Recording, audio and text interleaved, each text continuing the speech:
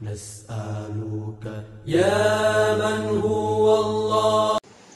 نحمده ونصلي على رسوله الكريم اما بعد فاعوذ باللہ السمیع العلیم من الشیطان الرجیم بسم اللہ الرحمن الرحیم۔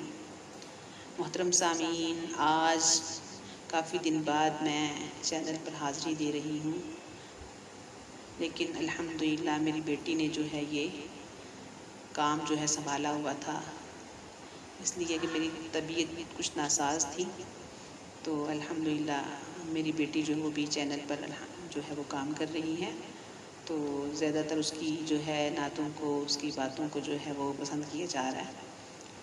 تو محترم سامعین، آج میں جو موضوع لے کر حاضر ہوئی ہوں وہ ہے تکبیر اولیٰ کی پابندی۔ محترم سامعین، حضرت خواجہ قطب الدین بختیار کاکی رحمۃ اللہ علیہ کا انتقال جب ہوا، جنازہ تیار تھا، وسیع میدان انسانوں کا ٹھاٹھیں مارتا ہوا سمندر، یکایک ایک آدمی آگے بڑھتا ہے اور کہتا ہے کہ حضرت نے مجھے وصیت کی تھی، یعنی حضرت خواجہ قطب الدین بختیار کاکی رحمۃ اللہ علیہ نے مجھے وصیت کی تھی، میرا جنازہ وہ شخص پڑھائے جس میں 4 خوبیاں ہوں۔ پہلی خوبی یہ ہو کہ زندگی بھر اس کی تکبیر اولیٰ فوت نہ ہوئی ہو، یعنی جب سے وہ جوان ہوئے ہوں، بڑے ہوئے ہوں، بالغ ہوئے ہوں، اس وقت سے ان کی تکبیر اولیٰ کبھی فوت نہ ہوئی ہو۔ اور دوسری خوبی ان کے اندر یہ ہو کہ کبھی بھی ان کی تہجد کی نماز قضا نہ ہوئی ہو، یعنی جب سے وہ جوان ہوئے ہوں، بالغ ہوئے ہوں، اس وقت سے ان کی تہجد کی نماز کبھی قضا نہ ہوئی ہو۔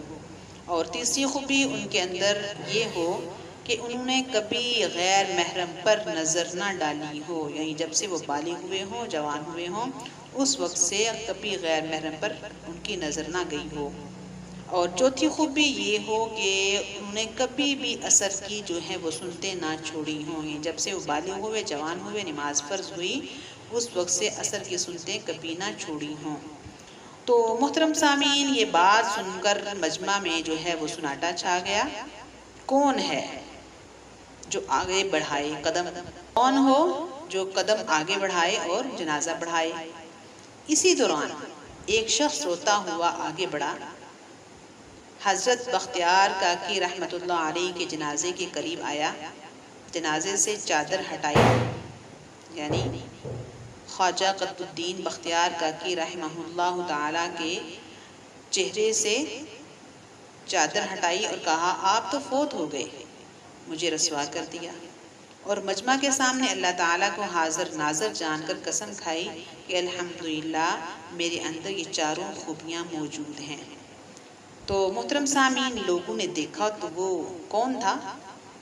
وہ وقت کے بادشاہ شمس الدین التمش رحمۃ اللہ علیہ تھے۔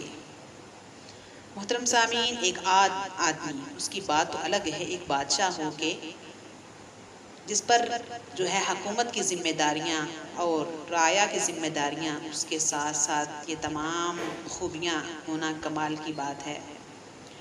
محترم سامعین، حضرت وکیع بن جراح رحمۃ اللہ علیہ نے حضرت اعمش رحمۃ اللہ علیہ سے روایت کیا ہے کہ ان کی عمر تقریباً 70 سال تھی، اور اس 70 سالہ دور زندگی میں کبھی ان کی تکبیر اولیٰ فوت نہیں ہوئی تھی۔ تکبیر اولیٰ یعنی نماز جب کھڑی ہوتی ہے، باجماعت نماز جو ہے وہ جب کھڑی ہوتی ہے مسجد میں، تو پہلی تکبیر جس سے نماز شروع ہوتی ہے اس کو تکبیر اولیٰ کہا جاتا ہے۔ تو محترم سامعین، آدمی کے نزدیک جس چیز کی قدر و قیمت ہوتی ہے وہ اسی میں مشغول ہوتا ہے، اس مقصد کو حاصل کرنے پر وہ خوش ہوتا ہے اور اس کے فوت ہونے پر غمزدہ ہوتا ہے۔ ہمارے اکابر اسلاف، ہمارے علماء اسلام کے نزدیک دین اور آخرت کے اعمال ہی سب کچھ تھے، اسی کو پا کر وہ خوش ہوتے تھے اور فوت ہونے پر یا تاخیر ہونے پر غمزدہ ہوتے تھے، جبکہ ہماری نماز ضائع ہو جائے تو ہمیں افسوس تک نہیں ہوتا، جبکہ ہمارے اسلاف ایک تکبیر اولیٰ فوت ہونے پر 3 دن اور جماعت فوت ہونے پر 7 دن غمزدہ ہوتے تھے۔ تو محترم سامعین، ہم کتنے غافل ہیں، ہماری کئی نمازیں جو ہیں ضائع ہو جاتی ہیں، ہماری غفلت کی وجہ سے، ہماری نیند کی وجہ سے ہم کتنی نمازیں ضائع کر دیتے ہیں، اور کبھی ہمارے دل کے اندر ذرا برابر بھی خیال نہیں آتا۔